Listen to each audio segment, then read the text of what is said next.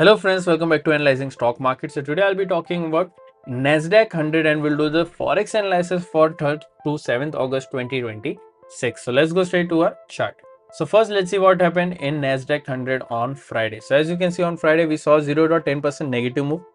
28,191.8 was the closing on Friday. So here now I'll be talking about what is going to happen in coming week.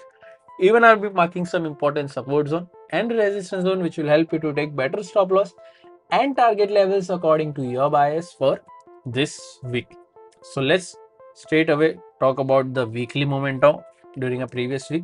So this is a weekly chart. In this weekly chart, we saw a bearish candle with a small body and a big lower wick and a small upper wick. If I talk about the stochastic RSI is at around 0.16 to 15 level, which is indicating as a positive move. But remember, as we always say, we should not only look for RSI or other indicators, we should also look for other factors which moves the pair like any news or important events and then make a decision according to that data.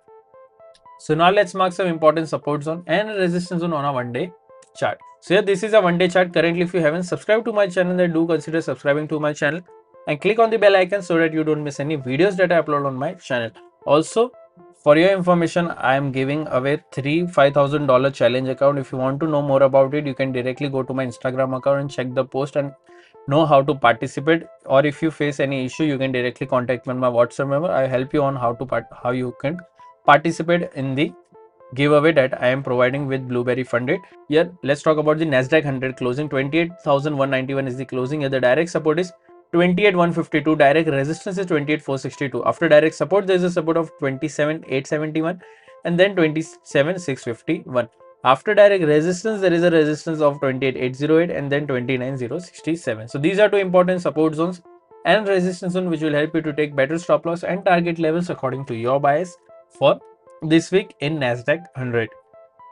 So now let's talk about my opinion. Before that, if you don't have enough capital, I've already given link in the description of Profirms where you can buy a challenge account, and if you pass those challenge account, you get a funding to trade in Forex market. So if you are interested in it, I have already given link in the description with discount coupon codes which will help you to take better and maximum discounts on any challenges that you buy from those platforms. So if you're interested, you can check that out as well. So now let's talk about my opinion NASDAQ 100. So according to previous week momentum, I'm expecting a positive move in this range, that is 28,462 to 28,808. I'm expecting a positive move in this range.